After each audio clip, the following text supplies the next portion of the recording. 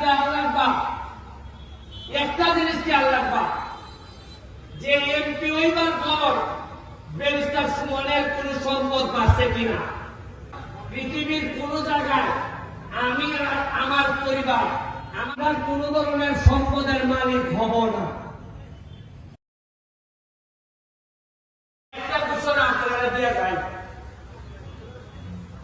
আমি নির্বাচনের আগে ফার্স্ট করে একটা কথা বললাম, আপনারা খেয়াল রাখবা, একটা জিনিস খেয়াল রাখবা, যে এমপি হইবার পর ব্যারিস্টার সুমনের কোন সম্পদ আছে কিনা।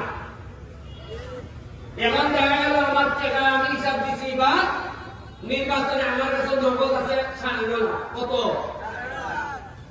আগামীবার নির্বাচনের সময় আমি যদি হিসাব দেই আমার কাছে আছে 53 কোটি, আপনার মনে প্রশ্ন আইবনি ওকে দিয়ে আমি আল্লাহ করতে আইবনি। খালি কথা দিছি সোনারঘাট, মাধবপুর, ঢাকা, আমেরিকা, লন্ডন, পৃথিবীর কোন জায়গায় আমি আর আমার পরিবার মানে আমার বউ বাচ্চা আমরা কোন ধরনের সম্পদের মালিক হব না। ফ্ল্যাটও না, ফ্লোটও না। সোনারঘাট আমি নতুন কোন আমার বাপের যে আছে ইলাইতার আমি ইলাইতার মানে চলমুখীটা দেয়া ওই যে আমরা বিয়ের যে বাসা খান আর বাসার সামনে যে আমরা সমিল মিল যেটা আছে এটা ছাড়া নতুন 100 জায়গা আমি কিনতাম। এর মানে আমার বুঝি নাই ব্যারিস্টার হিসাবে একটা মামলা করলে 5 লাখ টাকা হয়। আগামীকাল এমপি বার পর বুঝি আরো বাড়ছে। মাইটা মনে করেন না সৎ মানুষ তারা মামলাটা দেব সব টাকা নিয়ে যে টাকা যদি বলে সব টাকা নিয়ে মাধবপুর সোনারঘাটের মাটি পিছাই দিতেছে। এই যে মোলাগান এটা যেটা করতে গিয়ে বিল দিছে আমাদের 113 থেকে কতদিন 125 দিন ধরে দুইটা এক্সকাভেটর চলতেছে। খরচ করছে প্রায় 80 লাখ টাকা, 81 লাখ। এর মধ্যে সরকার থেকে পিআইএর মাধ্যমে বরাদ্দ পাইছে 9 লাখ।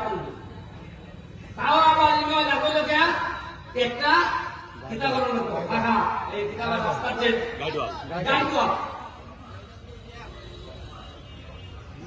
এই বন্ধ বরাদ্দ পাইছে খালি টিয়ার কাবিটা ইজনে আমি যাই ইচ্ছা দিতে পারি।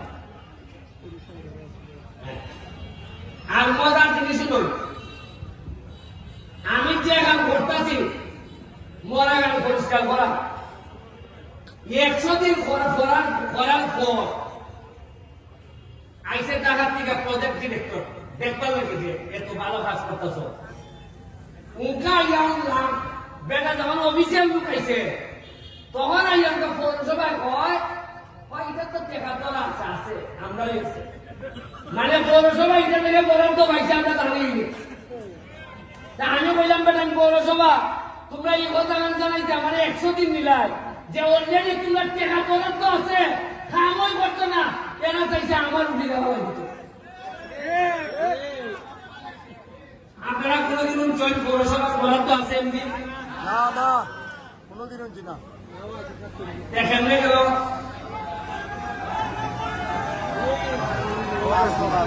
ভালো আছেন।